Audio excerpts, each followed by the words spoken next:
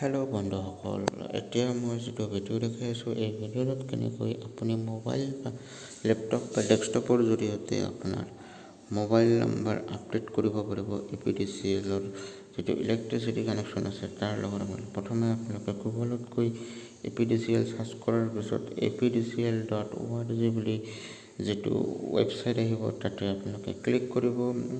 Click কৰাৰ পিছত আপোনালোকৰ নেক্সট যিটো APDCLৰ অফিচিয়েল ৱেবছাইট আছে পেজটো খোলকে যাব। তাতে আপোনালোকে মোবাইল নম্বৰ আপডেট বুলি এটা অপশ্যন পাব, সেই অপশ্যনটোত ক্লিক কৰিব। ক্লিক কৰাৰ পিছত আপোনাৰ কাষ্টমাৰ নম্বৰ, কনজিউমাৰ নম্বৰ আপোনাৰ এণ্টাৰ কৰিব পাৰিব। কনজিউমাৰ নম্বৰ যিটো আছে সেইটো আপোনাৰ যিখন ইলেক্ট্ৰিচিটিৰ বিল আহে প্ৰতিমাহে সেই বিলত পাব। মই মোৰ নম্বৰটো ইয়াতে কপি কৰি লৈছোঁ। ইয়াতে এতিয়া নম্বৰটো মই পেষ্ট কৰি দিম। পেষ্ট কৰি দিয়াৰ পিছত কাৰ চিহ্নডালত ক্লিক কৰি দিম। কাৰ চিহ্নডালত ক্লিক কৰি দিয়াৰ পিছতে মোৰ ডিটেইলছটো খোল খাই যাব। যিহেতু মই মোৰ মোবাইল নম্বৰটো অলৰেডি ৰেজিষ্টাৰ্ড কৰি ৰাখিছোঁ, গতিকে মই আৰু নতুনকৈ ৰেজিষ্টাৰ্ড নকৰোঁ। আপোনালোকৰ কাৰণে মই এইটো বুজাই দি আছোঁ। ইয়াতে যদি যিটো মোৰ মোবাইল নম্বৰ আহিছে এইটো যদি আপোনালোকে চেঞ্জ কৰিব বিচাৰে তেনেহ'লে চেঞ্জো কৰিব পাৰে, চেঞ্জ কৰি নতুন মোবাইল নম্বৰো দিব পাৰে। ইয়াতে যিটো নতুন মোবাইল নম্বৰো দিব পাৰে।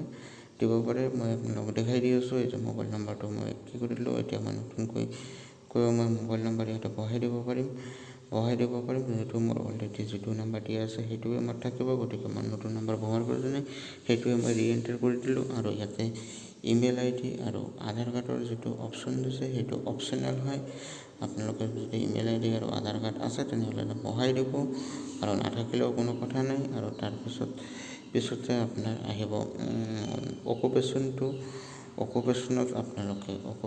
আপোনালোকে চিলেক্ট কৰি দিব। ইয়াতে অকুপেশ্যনত চাৰিটা অপশ্যন আহিব।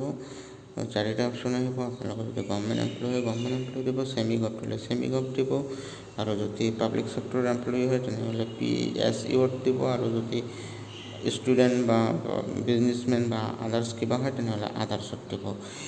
এইটোৱে আছিল। তাৰপিছত আপোনালোকে ছাবমিটত ক্লিক কৰি দিব। ছাবমিটত ক্লিক কৰি দিয়াৰ লগে লগে আপোনাৰ মোবাইল নম্বৰত এটা OTP যাব। OTPটো এণ্টাৰ কৰি আপোনালোকে ভেৰিফাই কৰি দিব। মোৰ যিহেতু অলৰেডি ৰেজিষ্টাৰ্ড হৈয়ে আছে, গতিকে মই আৰু OTPটো এণ্টাৰ কৰি ভেৰিফাই নকৰিলোঁ।